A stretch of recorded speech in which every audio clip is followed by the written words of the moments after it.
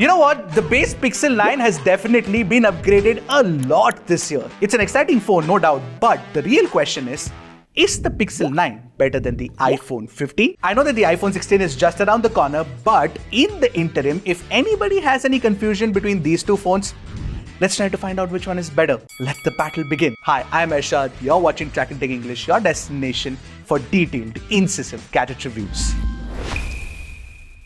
So the Pixel 9's new redesign definitely looks a lot like the iPhone 15, doesn't it? So you get the same matte flat sides and you get these rounded edges as well. But there are definitely some cosmetic changes which are immediately apparent, and the first one that you can see is the new camera deco. So this camera module resembles the Google search bar and it protrudes a lot from the rear of the phone. So when you place it flat on a surface like this, there's a bit of an elevation, which is not that much on the iPhone 15. Now that is a problem because you don't get any table wobble on either of these phones. The other difference is that the Pixel 9 is definitely larger compared to the iPhone 15 because it uses a larger display, and therefore it's also heavier. But I'm okay with the weight of the phone honestly because it still feels very comfortable, dense and very premium. The one thing that Google has done with the Pixel 9 this year is that it's polished it up to the T. Now if anybody tells me that the iPhone 15 is the most premium looking base flagship phone, I'd be like, no way man. The Pixel definitely looks really good this year. Now with respect to durability features, you get IP68 rating on both. On the Pixel 9 you get Corning Gorilla Glass Victus 2 protection as opposed to ceramic shield on the iPhone 15. There's another advantage on the Pixel 9, and that is the fact that the Type-C port at the bottom is proper Type-C Gen 3.2 speeds as opposed to Type-C 2.0 on the iPhone. So if you connect any storage device, then the transfer speeds will definitely be faster. Now when it comes to the display on both these phones, Pixel is clearly the winner. Firstly, because you get a larger 6.3-inch OLED compared to 6.1-inch on the iPhone. And secondly, you get a punch hole instead of a dynamic island, and the bezels are slightly, ever so slightly thinner as well. But most importantly, the Pixel 9 has 120Hz refresh rate, where iPhone is still stuck at 60Hz. In fact, the rumors say that iPhone 16 will also come with a 60Hz display only. By the way, I must mention this, unlike the Pixel 9 Pro XL, the Pixel 9 doesn't offer LTPO, so you get only variable refresh rate between 60Hz and 120Hz. Another huge advantage on the Pixel 9's display is the fact that it is definitely brighter than the iPhone 15. Take it outdoors and you can see it for yourself. Now with respect to the color accuracy, both are pretty good, and the HDR tuning has been done well with support for HDR on almost every single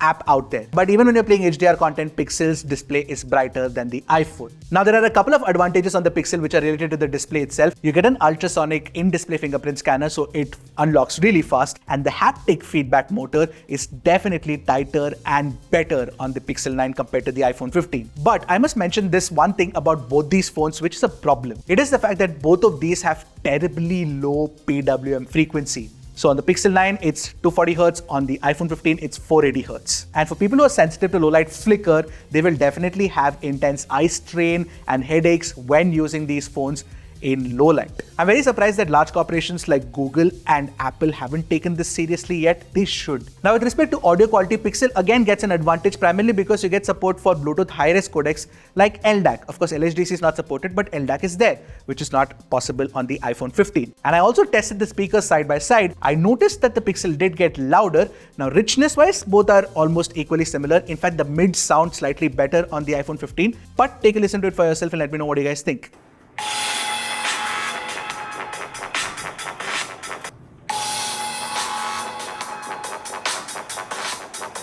Alright, it's time to address it, the performance. But before that, if you haven't already, do hit the subscribe button and give us your support. So with respect to specs, you get the Tensor G4 on the Pixel 9 with LPDDR5X RAM type and UFS 3.1 storage. Whereas on the iPhone 15, you have the A16 Bionic along with NAND storage. Now let's take a look at the benchmarks first. And in Geekbench, the iPhone 15 definitely beats the Pixel 9 handily. Now I also ran Geekbench's AI benchmark for the very first time, and what I noticed is not very surprising, the iPhone 15 definitely beats the Pixel 9. But what's even the point when Apple Intelligence is not even coming to the iPhone 15? Which is what's very surprising to me. Now I also ran CPU throttle on the Pixel 9 where we engaged 40 threads for 30 minutes and I got a CPU stability score of 58%, which is not that great. But in our 3D Mark Wildlife stress test, the GPU stability was better on the Pixel 9 surprisingly compared to the iPhone 15. In fact, the Pixel 9 also had higher FPS compared to the iPhone 15, which was very odd to me. But the best loop score was higher on the iPhone 15 and the amount of battery lost was lower. So their iPhone does have an advantage. Now, while these two are not meant to be gaming phones considering that they have tiny displays, we did still play Genshin Impact on these. And what we notice with the Pixel is that it does have major frame drops after about 15 minutes of gaming, where it would drop to about 35-40 FPS as well. And after about 15 minutes of gaming, the temperature hit 40 degrees, which is not too bad though. But with the iPhone 15, you can expect anywhere close to 58-59 FPS as an average FPS. It runs like very smooth. And not just that, with the iPhone 15, the temperature touched only 35 degrees. Now, with respect to the performance, I was surprised by what Pixel could actually achieve because I had lower expectations. And in general everyday usage, considering that the Pixel 9 has a 120Hz smooth display, the animations feel really fast and responsive, and the whole experience of using the phone is way better than the iPhone. So if you're really not pushing for performance, then Pixel would do absolutely fine for you.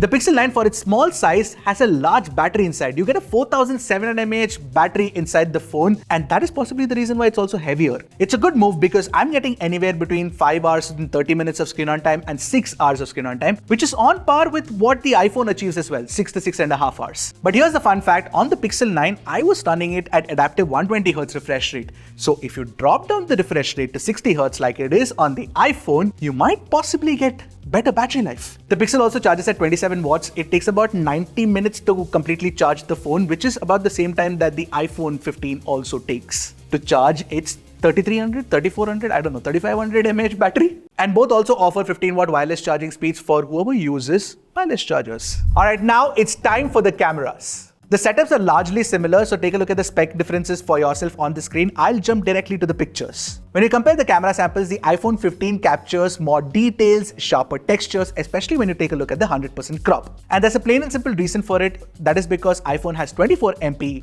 outputs compared to 12.5MP pixel bit samples on the Pixel 9. The same is true for 2x in-sensor crops, where you get sharper textures and more details on the iPhone 15. Now, color reproduction is not entirely neutral on both, but what I noticed is that iPhone does get it right most of the time. Now, in this picture, the only problem is that the table has become too warm, but every other color, including the reds of the book, the blues, the greens, all of that has been captured accurately by the iPhone 15 compared to the Pixel 9. Yes, it might seem like the Pixel 9 has captured the right color of the reds in the book, but that's not how the reds look. The other advantage is that you can switch between color styles from the iPhone's camera app itself, so it does it, at the picture shooting level, and it looks really good. Now, as for the HDR performance, both are largely similar, except for the fact that the Pixel 9 captures or pulls out more details from the shadows. Now, both Apple and Google talk about great skin tones, but I don't think they get it right for brown skin tones yet. Apple makes it too warm and yellow sometimes, and Google has a red skin problem here. Now, when you shoot people against the light, both are equally good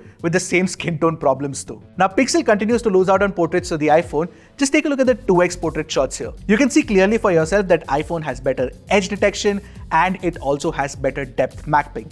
It comes very close to replicating that DSLR look as opposed to Pixel, which looks very artificial. In low light shots, Pixel's main camera takes superior pictures with night sight. You get a brighter exposure and better exposed shadows. There are more details on offer as well, and the noise correction doesn't smoothen out the details as much as the iPhone does. As for the new ultra-wide-angle sensor on the Pixel, well, it's way better than the iPhone. When you're shooting in daylight, you get more details, finer textures, all of that. And when you're shooting in low light, the exposure is brighter, and you just get more details once again. In fact, with the Pixel 9, you can also shoot macro shots, which is a capability that is not possible on the iPhone 15. Now, talking about selfies, in general, I think iPhone is better, except for one area. I noticed that iPhone captures more accurate skin tones, it has more details, the portrait selfies look better, and even the low light selfies look better than the Pixel. But where Pixel beats the iPhone is in HDR selfies. Now, video recording at 4K 60 FPS on both the phones is largely of similar quality. You get a similar level of details, good stabilization, and excellent HDR as well. The only difference is in sound recording, where Pixel's aggressive noise correction sort of makes me sound slightly artificial compared to the iPhone. Alright, so this is a 4K 60 FPS video recording on the Pixel 9 and the iPhone 15. I'm walking with these phones, and now I'm slightly running with it, and this is what it looks like. When you talk about 4K 60 FPS from the ultra-wide-angle video, you don't see the same consistency from the Pixel, unfortunately. It keeps focus hunting, and the larger sensor doesn't really help here. Now, same is true for the selfie video at 4K 60 FPS, where Pixel's HDR is great. The problem is the soft face. It's rather bad, and the iPhone beats it once again. And finally, even in low-light video recording, the iPhone 15 is better. But when it comes to camera features, Pixel definitely has a huge advantage. So, between the Pixel and the iPhone, what I feel is that iPhone still still has an edge when it comes to photography and videography, but Pixel is more fun to use because of the AI features, and it does come close. Now, with the Pixel 9, you get Android 14 with a lot of AI, whereas on the iPhone 15, you get iOS 17 with no support for Apple Intelligence, even with iOS 18. You can see that the Pixel definitely has an immediate victory there. Now, with the Pixel 9's AI features, you get Add Me, which is one of the funnest, most useful tools that I have used. There's also the new Magic Editor with options like reanimation, which lets you reanimate an entire object to whatever prompt you use. There are new apps like Pixel Screenshots and Pixel Studio. With Pixel Screenshots, all the screenshots are bunched and it uses AI to, glean through the information and give you important data. And with the Pixel Studio app, you can generate images by using AI, and this Studio app is very, very well designed. And of course, the Weather app has also been updated to include AI now, and it gives you AI summary. And in fact, the design also looks very, very good. But that's just one half of the equation. The other half is Google Gemini support. So you get support for Google Gemini, Gemini Advanced, and Gemini Live. Of course, unlike the Pixel 9 Pro XL where you got 1 year of free Gemini Advanced, on the Pixel 9 you only get 1 month, but still, it's there. It's available for you to use. So yeah, it's a no-brainer for me. Android on the Pixel 9 is better than iOS on the iPhone 15, if you ask me. Also, with respect to software updates, Google is promising 7 years of software updates. With iPhones, you'll get about 5 to 6 years. Alright, so if you ask me, between these two phones, which one would I pick? I'd go with the Pixel 9 this year. And the answer to that is that cohesively, this feels like a better phone because of the 120Hz refresh rate display, because of the fact that you get AI support out of the box, and of course the fact that the performance, the cameras, the battery life, all of that is almost equally as good as the iPhone 15. So in this very specific Android versus iOS battle, Pixel 9 wins it against the iPhone 15. Now, if your opinion is slightly different, let me know in the comment section below and why. I'd love to know that too. I'll see you guys in the next one. Until then, keep tracking and stay safe.